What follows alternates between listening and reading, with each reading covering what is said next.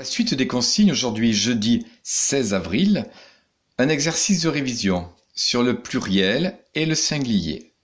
Rappelle-toi, ici les mots sont au singulier et je veux les écrire au pluriel.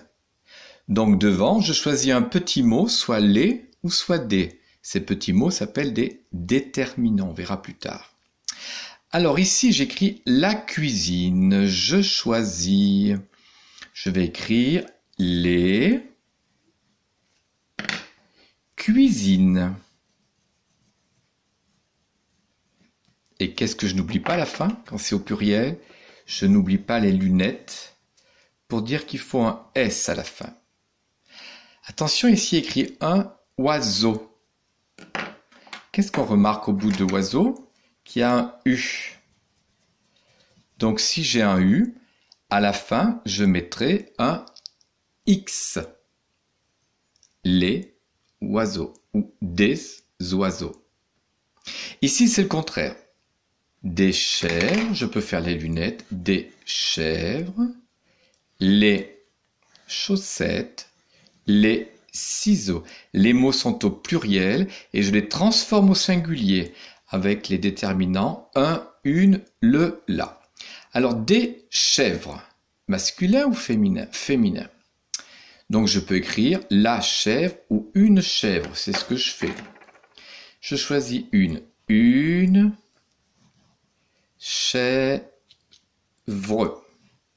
Mais surtout, je ne remets pas le S. Nous sommes au singulier. Ici, tu as des mots. Il faut choisir quel est le bon déterminant qui est devant, le bon petit mot qui est devant. Quand il y a ces mots comme ça tout seul, c'est non. Je vais regarder si à la fin, il y a un S ou un X. Auquel cas, ce sera au pluriel. Alors, je lis les mots d'abord. Coussin. Tiens, je retrouve le se. Coussin. Il n'y a rien. Fusée. Ah, il y a un S. Donc, ce sera au pluriel. Oiseau. Tiens, il y a un X. Pluriel. Résumé. Rien. Poiseux. Poison. Ah, il n'y a rien. Croissant. Il y a un S, ce sera au pluriel. Coussin. Je vais choisir soit le coussin ou un coussin. Allez, je choisis le coussin. Fusée. C'est au pluriel. Donc les ou des. Je vais choisir les fusées. Et ainsi de suite. Après ce travail, tu auras un travail d'écriture. Simplement pour bien rappeler que la lettre S, c'est pas un rond. Hein. Je monte la barre, je reviens et je lui fais un ventre bien fermé. Je monte une barre, je reviens, un ventre bien fermé. Pareil pour les deux S. Je monte, je reviens, je monte, je reviens. Cousin, poisson. La lettre Z, je commence comme un R. Et là, je vais en arrière et je lui fais une canne qui descend de 2. On écrira le mot zèbre. Attention, le B, la chaise, le R qui monte un peu et le E. Et à la fin, je lui fais l'accent, un accent grave de ce côté. Qui m'a mis là? La majuscule du que qu'on a vu hier.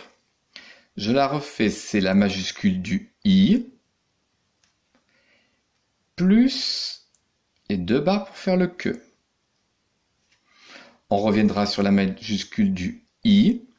Et attention à la majuscule du je, elle descend bien de 2 sous la ligne. On va confondre le I et le je en majuscule.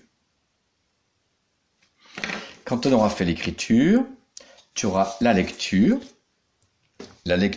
de qui m'a mis là, en recherchant les phrases indices. Par exemple ici, elle met qui m'a mis là dans l'armoire.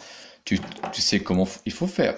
Je vais colorier la phrase et je vais la chercher 1, 2, 3 dans un de ces 3 paragraphes.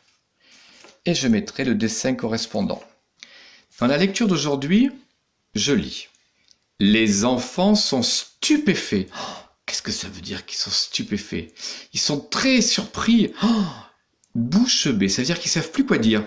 Tellement que la surprise est énorme. Oh, ils ne savent plus quoi dire. Ils sont stupéfaits. Et là, quand ils se réveillent, et c'est un son qu'on verra prochainement, le son « ye ». Et on avait vu que quand je vois dans le mot, cette graphie-là, ça se dit « ye » dans le mot. Il se réveille, le son « ye ». Et après, les questions de lecture. Alors, je lis un texte, quand je vois, tu remets dans l'ordre de l'histoire. Alors, je vais vous expliquer ce qu'il faut faire. Vous savez qu'il faut mettre des couleurs. Par exemple, la première phrase, je la lis. Elle le met dans l'armoire. Moi, j'aurais lu le texte. Là, je vais mettre du bleu. Qui m'a mis là sort sa tête du cartable et la maîtresse le voit, je vais le mettre en violet. La maîtresse le fait sécher sur le radiateur, je vais le mettre en marron. Le pauvre lutin tombe dans l'eau, je le mets en vert. Et maintenant, je cherche dans le texte les phrases et je mets les couleurs. Alors, elle le met dans l'armoire. Ah ben c'est là, tiens, elle le met dans l'armoire. Qui m'a mis la tête du cartable? Ah ben c'est là. Qui m'a mis là sur la tête du cartable? Et la maîtresse le voit. Marron. La maîtresse le fait sécher sur le radiateur marron. La maîtresse le fait sécher sur le radiateur. Le pauvre lutin tombe dans le seau d'eau en vert. Le pauvre lutin tombe dans le seau d'eau. Ici, tout est en désordre. Ici, c'est dans le désordre, mais dans le texte, c'est dans l'ordre. Alors, je vais numéroter dans l'ordre de l'histoire. Tiens, ça commence comme celle-ci. Je suis comme ça. Tac, tac, tac, tac, tac, tac, tac, tac, tac, tac. Comme ça, je n'oublie pas. La deuxième. Tac, tac, tac. La troisième. Tac, tac, tac, tac. Et la quatrième. Et je n'ai plus qu'à reporter les numéros en face des couleurs. Par exemple, la bleue, là. Tiens, la bleue. La bleue, elle est là. C'est la numéro 4. Et ainsi de suite.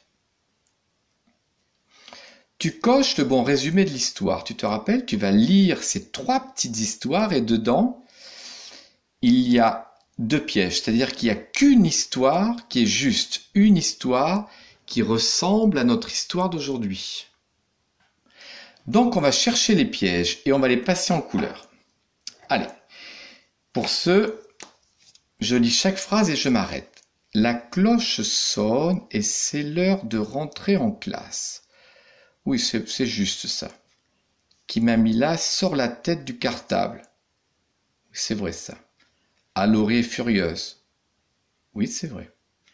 Mais la maîtresse n'a pas vu le lutin. Ah non, c'est faux ça. Donc je vais le passer en couleur. Voilà, donc tu vas lire chaque résumé et tu vas chercher où il y a des pièges. Le résumé où il n'y a pas de piège, ce sera le bon résumé de l'histoire et je lui mettrai une croix. Et si tu connais le jeu des questions-réponses. Bien sûr, les réponses dans le texte du début. Tu réponds par une phrase. À la fin, où la maîtresse met-elle le lutin? Des gens te disent à la fin. Donc si c'est à la fin, la réponse dans le texte sera au début, au milieu ou à la fin? Elle sera à la fin du texte. J'ai mis une couleur rouge. Ça veut dire que les mots, tu vas les entourer en rouge. À la fin de l'histoire, où la maîtresse met-elle le lutin? Soit tu écriras la maîtresse met le lutin dans l'armoire, 7 mots, ou alors elle le met dans l'armoire. Tu entoures les mots en rouge, soit dans la question, soit dans le texte, et tu les recopies. Attention, une phrase commence par une majuscule et se termine par un point. te souhaite un bon travail.